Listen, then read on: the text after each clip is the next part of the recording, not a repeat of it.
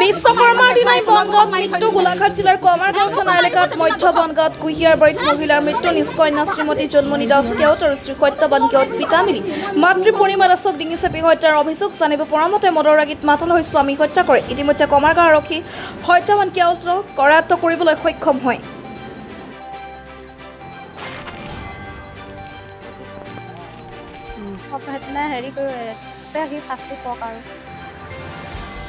এতিয়া তাই অহা কেইবাদিনো আহি সি মাতে তই আহি এইবাৰ গাত মাৰি পেলাম বুলি কয়। এই পইচা অলপমান পাইছিলে তাই নাম কটা পইচা, সেইটোৰ পৰা পাই লৈ কাজিয়া হৈ থাকে সিহঁতৰ। কাজিয়া হৈ থাকে তাই বাৰু মাৰ খাইছে, গোটেই দাগি হৈ আহে। মই বুজাওঁ তাইক তাই কয় একো নহয়। তাৰপিছতহে এইবাৰ বোলে মাতিলে এসপ্তাহ হৈছিল অহা, এসপ্তাহৰ মূৰত বোলে তই এইবাৰ তোক একেবাৰে মাৰি পেলাম, সেইকাৰণে তোক মাৰিয়ে পেলালি।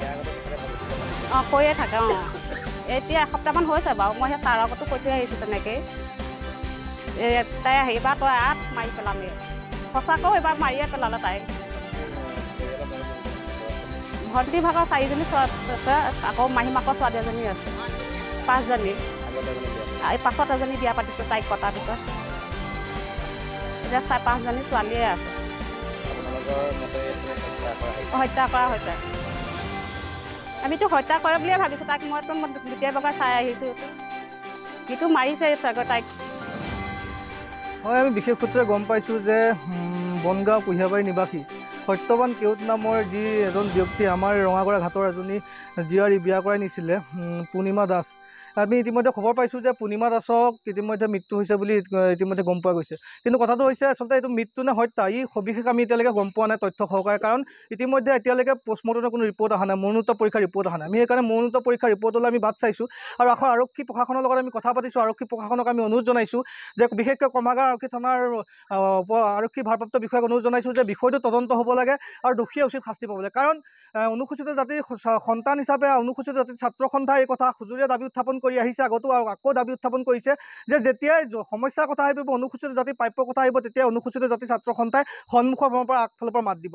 আৰু আমি ইতিমধ্যে সন্দেহ কৰিছোঁ, কাৰণ গৃহস্থ ঘৰত আমি আজি উপস্থিত হৈছোঁ। গৃহস্থ ঘৰৰ মানুহে আমাক জনাইছে যে তেখেতৰ গাত কিছু ঘোচাৰ চিন আছে, কিছু আহতৰ চিন আছে। অৰ্থাৎ যদি তেখেতৰ কিবা বেমাৰ আজাৰ হৈ মৃত্যু হ'লহেঁতেন তেতিয়া ঘোচাৰ চিন বা তেজ ওলাই থকা চিন কেনেকৈ থাকিলে। তাৰ পৰা আমাৰ এটা সন্দেহ হৈছে যে তেখেতক পৰিকল্পিতভাৱে হত্যা কৰা হৈছে। আৰু সেয়েহে সদৌ অনুসূচিত জাতিৰ ছাত্ৰ সন্থা গোলাঘাট জিলাৰ মজিয়াৰ পৰা আমি এটা কথা দাবীৰে উত্থাপন কৰিছোঁ যে এই বিষয় তদন্ত হ'ব লাগে।